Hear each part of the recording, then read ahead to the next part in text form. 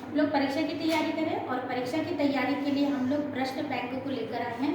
तो प्रश्न बैंक में जो प्रश्न दिए हैं उसके उत्तर को हम समझ रहे हैं और याद कर रहे हैं। आज मैं आपको अध्याय जीव प्रकरण के प्रश्नों को समझा रही हूँ। 2 या 3 प्रश्नों के उत्तर आप लोगों को समझा रही हूँ, उन प्रश्नों को ध्यान से समझिए। चलिए शुरू करते हैं। आपका एक प्रश्न आता है कि जाइलम और फ्लोएम। प्रश्नों को आप जरा ध्यान से सुनना।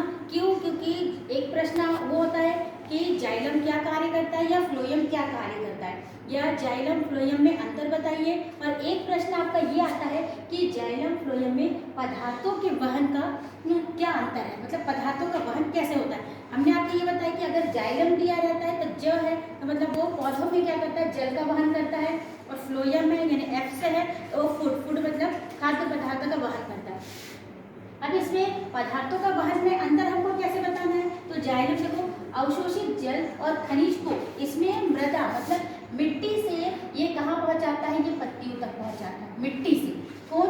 जाइलम। और फ्लोएम क्या करता है, खाद्य पदार्थों को पत्तियों के द्वारा पूरे पौधों के विभिन्न भागों में पहुँचाता है। फिर से समझना कि जाइलम जो रहता है वो मिट्टी से ये पत्तियों तक के पहुँचाता है जल को और खनिज पदार्थों को, खनिजों को। और फ्लोएम जो रहता है वो खाद्य पदार्थों को पत्तियों के द्वारा पौधे के पूरे विभिन्न भागों में पहुंचाता है।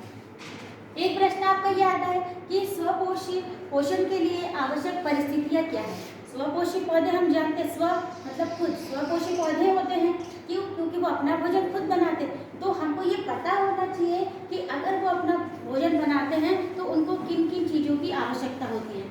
उन पौधों को आवश्यकता होती है कार्बन डाइऑक्साइड, हम पढ़ चुके हैं। उनको जल की आवश्यकता होती है, उनको सूर्य के प्रकाश की आवश्यकता होती है, और उनको क्लोरोफिल ये मेन पार्ट होता है, क्योंकि इसी के कारण पौधों में हरा रंग होता है। तो इसलिए इन चीज़ों की उनको आवश्यकता होती है और इनके द्वारा वो प्रकाश संश्लेषण की क्रिया करते हैं।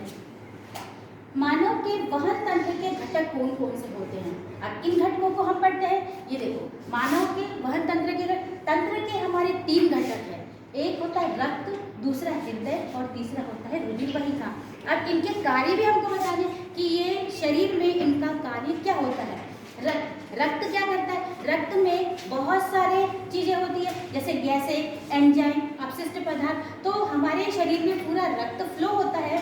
तो रक्त के साथ साथ इन सारी चीजों को पूरे शरीर में वो क्या करता है, परिवहन करता है, मतलब पहुंचाने का काम करता है। दूसरा है हमारा हृदय। हृदय क्या करता है, हृदय पंप का काम करता है। तो वो पंप का कैसे काम करता है, मतलब उसके दोनों काम होते हैं। एक तो वो कहता है रक्त को पूरे शरीर में भेजेगा, फिर वहां से फिर एकत्र करके वो वापस लाता है। तो इस तरह से रक्त को पंप का कार्य करता है।